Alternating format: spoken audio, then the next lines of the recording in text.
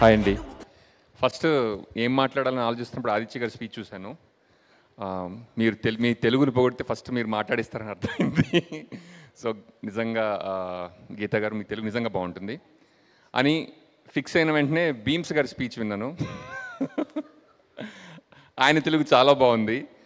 నాకు ఆయన రాంబాబు పాట నుంచి నాకు ఆయన మ్యూజిక్ అంటే ఇష్టం ఈరోజు కలగడం జరిగిందనమాట. సో నేను కూడా ఏమైనా తెలుగులో పెద్ద పెద్ద పదాలు వాడాలి అంటూ ఫిక్స్ అవుతున్న టైంలో ఏం చెప్పాలని ఆలోచిస్తుంటే సినిమా ఇండస్ట్రీ ఒక వైకుంఠపాళి గేమ్ లాగా అనిపించింది. అంటే ఒక ఫ్రైడే సినిమా హిట్ అయితే నిచ్చినెక్కి పైకి వెళ్తాం, ఒక ఫ్రైడే సినిమా ఫ్లాప్ అయితే పాము మింగిస్ కిందకి వెళ్ళిపోతాం. కాబట్టి సినిమా ఇండస్ట్రీ అనేది ఒక పరమపద సోపాన పటం, భీమ్స్ గారి భాషలో చెప్పాలంటే.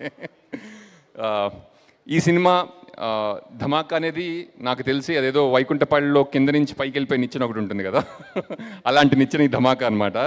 ఈగలు కూడా అలాంటి నిచ్చెన అవుతుందని నాకు చాలా చాలా నమ్మకంగా ఉంది. అండ్ నాకు కొంతమంది డ్యాన్స్ చేస్తుంటే మనకు చూడబుద్ధి అవుతూ ఉంటుంది, కొంతమంది డ్యాన్స్ చేస్తుంటే మనకు కూడా డ్యాన్స్ చేయబుద్ధి అవుతుంటుంది.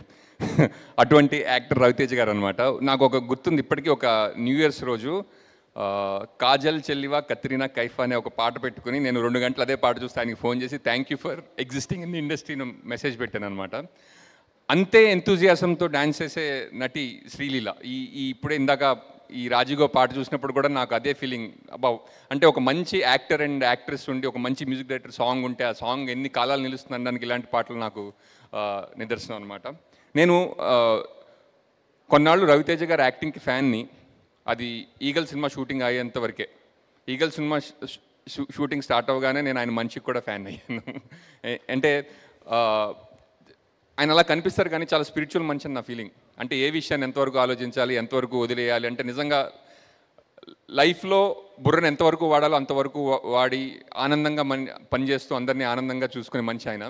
I'm a big fan of your personality also sir.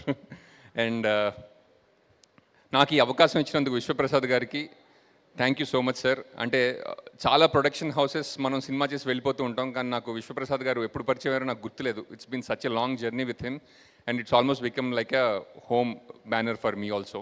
And Karthik గారు థ్యాంక్ యూ. చాలామంది డైరెక్ట్ చేస్తుంటే మనకి అమ్మో ఈయన ఈయన ఈయన విజన్లో మనం ఫిట్ అవ్వాలి, ఈయన చాలా ప్యాషన్గా వర్క్ చేస్తున్నాడు, చాలా కష్టపడి పని చేస్తున్నాడు, చాలా ఎలా ఫిట్ అవ్వాలని మనం ఆలోచిస్తుంటాం. కానీ కార్తిక్ పనిచేస్తుంటే మనకు ఆ ప్రెషర్ ఉండదు. అండ్ అంటే ఆయన డైరెక్షన్ అంతా ఎప్పుడు చేస్తాడో కూడా తెలియకుండా అయిపోతుంది అనమాట. And wonderful working with you sir.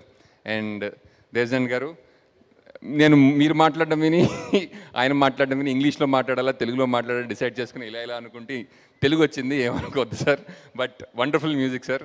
I'm అంటే really glad to have known a technician like you. Thank you so much. Vivek garu ఇక్కడ లేరు, thank you so much. Otherwise Geetha garu మీ తెలుగు బాగుంటుంది సార్, ఫస్ట్ మీరు నన్నే మాట్లాడించాలి. ఇవాళ అందరూ నన్ను టార్గెట్ చేశారే. Thank you so much Srinivas Avasarala garu, thank you so much.